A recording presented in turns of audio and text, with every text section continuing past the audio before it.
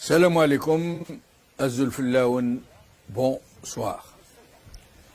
La société algérienne, dans sa globalité, y compris ceux des siens qui ne sont plus au pays, qui vivent loin de leur pays d'origine, la société algérienne se distingue vraiment des autres sociétés humaines. Je sais combien une telle affirmation peut sembler osée, mais je vais essayer de m'expliquer. Alors, il faut d'abord préciser que sur un plan des valeurs, et de façon objective, nous ne sommes ni pires ni meilleurs que le reste du monde. Ni pire, ni meilleur. Sur un plan objectif. À contexte identique, nous sommes une société, un peuple comme il y en a tant dans le monde, avec en notre sein des individus qui pourraient figurer parmi les meilleurs ou les pires du monde. Nous avons de tout. Des masses grises, comme partout dans le monde, qui suivent le mouvement du moment, qui sont dans le conformisme ambiant, malléable, interchangeable, qui vont où va le vent, adaptables aux circonstances, sans autre revendication vraie, ni un tout autre idéal que de satisfaire à leurs besoins et ceux de leur famille.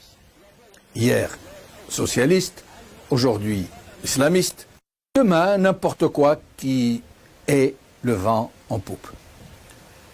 Comme toutes les sociétés dans tous les pays du monde, avec des caractéristiques et d'autres, des nuances et d'autres, selon l'influence plus ou moins active de facteurs ou d'autres, il en est de même en Algérie, selon des régions ou d'autres, selon les vicissitudes, les circonstances historiques, sociologiques, économiques, anthropologiques, voire climatiques, les populations peuvent avoir en effet telle ou telle caractéristique culturelle, sociétale, linguistique.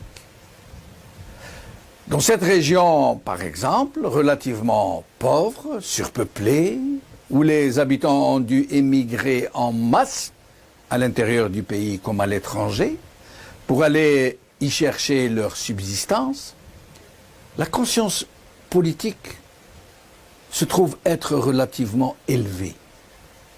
À cause de ce brassage, justement, à cause de ces voyages, à cause de ces mouvements.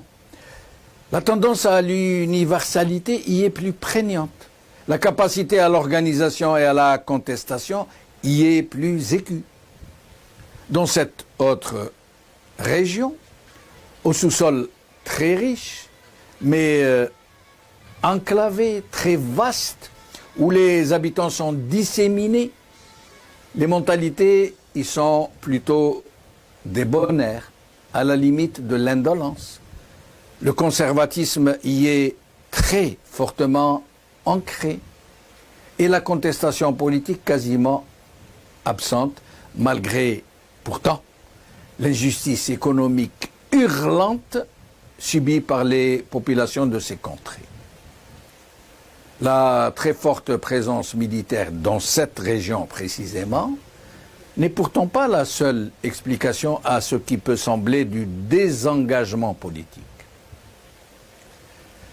Le Hirak et la différence des niveaux de mobilisation qui l'ont caractérisé, selon des régions et d'autres.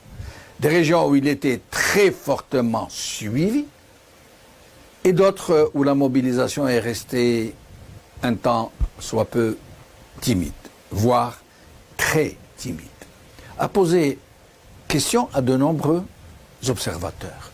Comment se sont-ils demandé une population nationale qui subit les mêmes conditions économiques, la même oppression, la même mafiocratie, la même corruption généralisée, la même injustice, dont la nation est menacée dans son existence même, comment cette société n'est-elle pas dans une même réaction, dans une même contestation, dans une même résistance aux mêmes oppresseurs?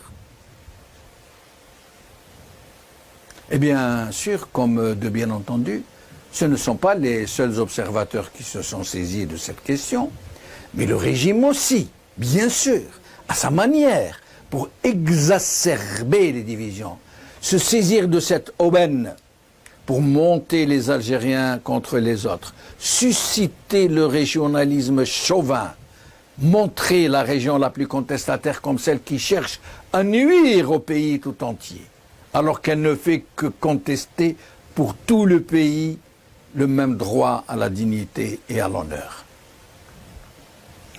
J'imagine que vous devez vous demander où je veux aller avec de tels constats. Je rappelle que j'ai bien précisé au tout début de cette présentation que les Algériens sont un peuple comme tous les autres peuples du monde, avec les caractéristiques et les différences entre des individus et d'autres, des régions et d'autres, selon des conformations, des circonstances et d'autres qui distinguent les uns des autres. Mais peut-être faut-il revenir à un aspect très particulier de ce pays et qui a très fortement, très profondément marqué la personnalité algérienne, qui en a fait un peuple à part, qui continue de porter en sa mémoire vive des traumas qui n'ont jamais été soldés, des traumas qui traînent dans une très longue chaîne mémorielle, au point peut-être d'être passé dans nos gènes.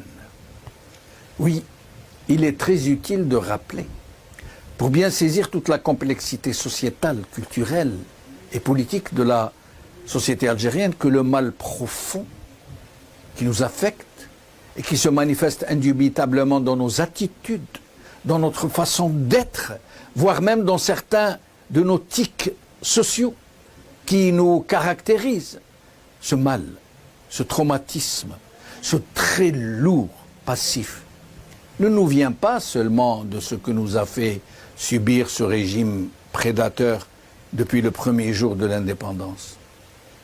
Non, ce mal nous vient de beaucoup plus loin, de millénaires, non pas de siècles, de millénaires d'oppression, de colonisation, de pillage, d'esclavage, de rapine, de bannissement, de subversion.